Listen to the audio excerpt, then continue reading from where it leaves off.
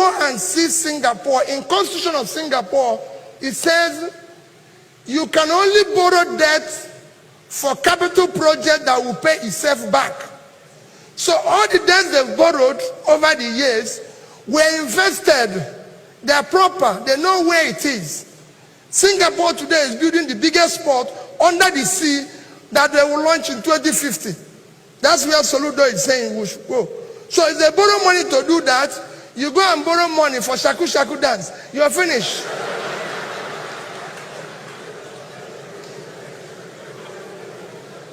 So that is the crisis we face as a nation. It's not how much you have. It's what you do with it that counts. Today what you hear is revenue to GDP. Can we talk about cost of governance to GDP? That is the problem. Prophet Soludo has just told you how a governor, the wife had to work for them to be able to buy car. RAV4, yeah, sorry. RAV4, yeah. You could see it. That is the situation everywhere. The cost of governance in Nigeria is unacceptable. It's the most expensive anywhere in the world.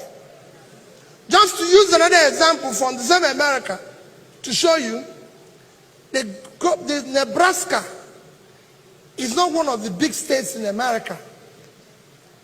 Nebraska budget this year is $12 billion.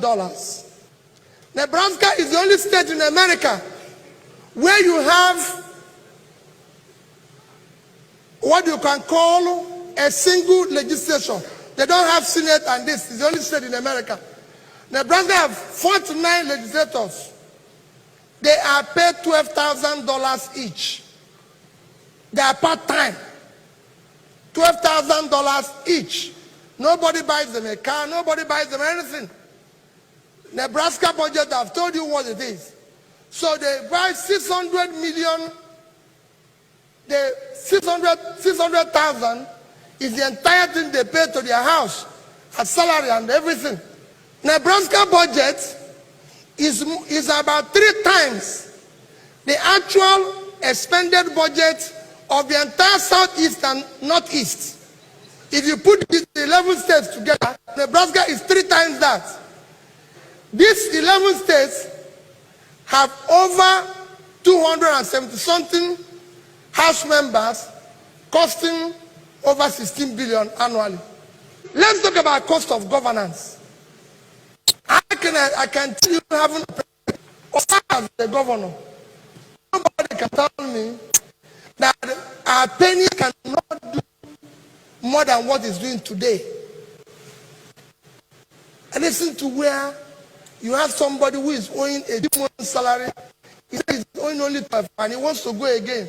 And people are giving him an award. I watched it in TV. They said, you're owing a 2-month salary. He said no. It's just about 11, 12. And he wants to go again. I saw one recently who said, oh, he's not owing any salary. He's only owing pension and gratuity. You saw it. That's only pension and gratuity. He's not owing salary. And he's saying that he's the best governor. And the lists are there. We are debating whether we'll buy this type of car. We're going to buy this type of house. Or like Soludo said, this appointment is this and everything. My dear people, like Soludo has said and Bismarck has said, the world today is like, I won't say it's on a fast lane, but the competition dynamics have changed. It's either you change or you die. It's that simple. You cannot continue to think you can compete today in a Formula 1 with a Molo driver.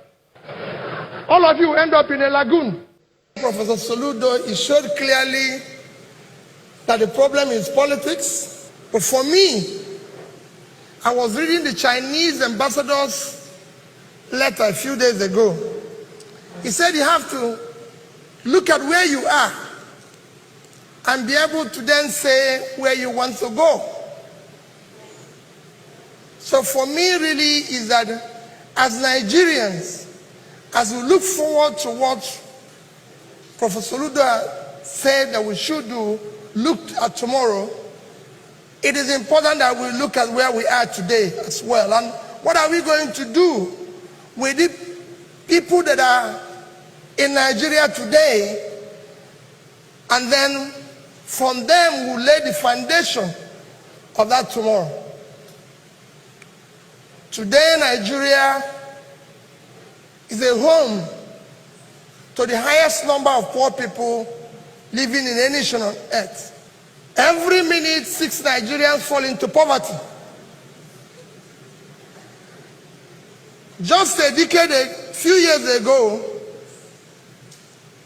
China, with a population of 1.4 billion, and India, with a population of 1.3 billion, had more people living in extreme poverty than Nigeria.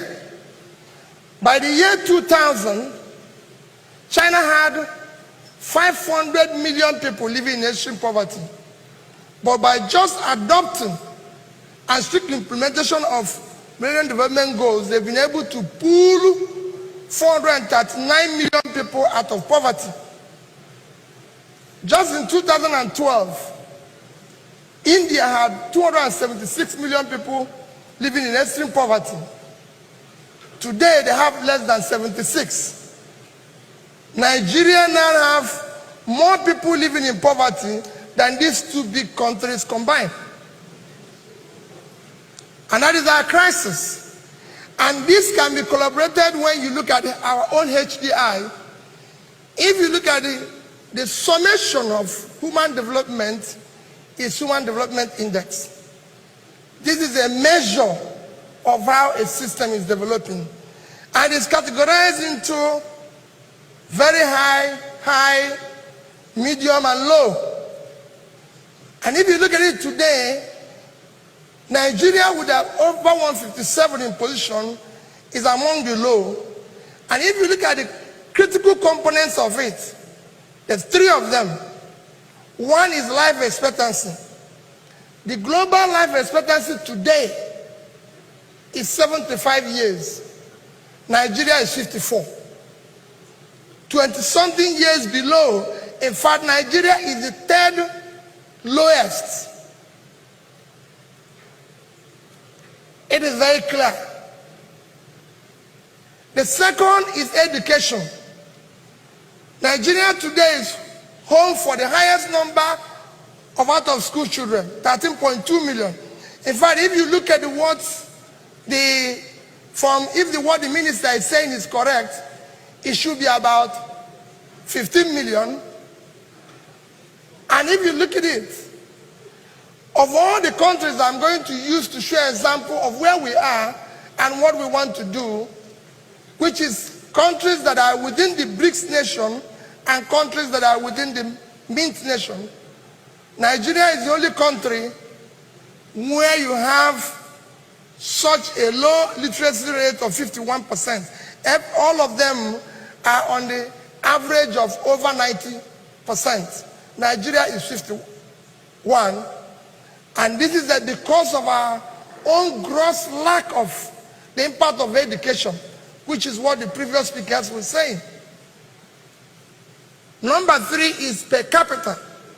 Per capita, as the professors have mentioned, is a measure, is what you can call a measure of living, because it's a measure of individual wealth of any country. Nigeria, unfortunately, is one of those countries where the per capita has been falling for years now. In the recent IMF report, it says Nigerian per capita will actually continue to decline until about 2025. This is about poverty. If you look at security, Nigeria is now the 3rd most insecure place to live on the surface of the earth. We are now behind Afghanistan and Syria, and with daily killings, banditry, and kidnapping, it is being speculated that Nigeria will soon overtake them. Our underemployment and unemployment is one of the worst in the world. People will tell you it's about 25, it's actually over 30%.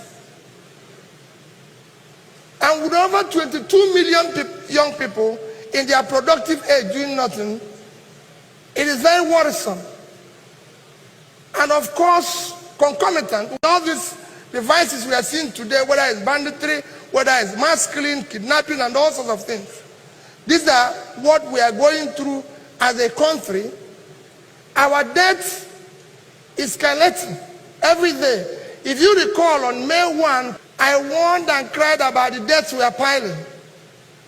Because I was not an economist, because I hadn't had the opportunity of working in any of the Brentwood institutions, the Minister for Finance said, no, that we are going to spend our way out of recession. Today, all the economists at the Brentwood institutions has complained about our debt with little or nothing to show for it. What is even worse, the debt is growing daily, and consequently, the service, what we require to service it, is worsening. And we are still piling up more debts. It's still growing. There are some economists and some Nigerians and some people who say, oh, our debt is not our problem, our debt to GDP is low, our debt to this is low. I don't then disagree entirely with them. Our debt to GDP is low when you compare it to other developing nations whose GDP is actually in the region of 40-50. But it's not about debt, it's what you use the money to do that is the crisis. Yes, you can say our debt is low, but when you have little or nothing to show for it, then you have a problem because you're borrowing for consumption. We have countries, when we said about countries that are wonderful today and good today, one of them everybody cites is Singapore. Singapore debt to GDP is over 100%. Over 100%, that's 115% of their GDP is their debt. But what is the difference? If you go and see Singapore, in Constitution of Singapore, it says you can only borrow debt for capital project that will pay itself back. So all the debts they've borrowed over the years were invested. They are proper. They know where it is. Singapore today is building the biggest port under the sea that they will launch in 2050. That's where Soludo is saying we should go. So if they borrow money to do that, you go and borrow money for shaku shaku dance. You're finished.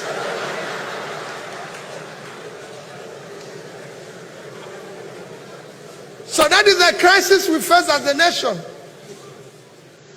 Because of the way we are borrowing money and what we are doing with it, it is not impacting on our growth. We are one country that is borrowing money, it's not impacting on our growth. It's not impacting on per capita. Nobody is seeing it. We didn't see the bridges and everything that it was used to for. So our debt is worsening and we need to do something about it.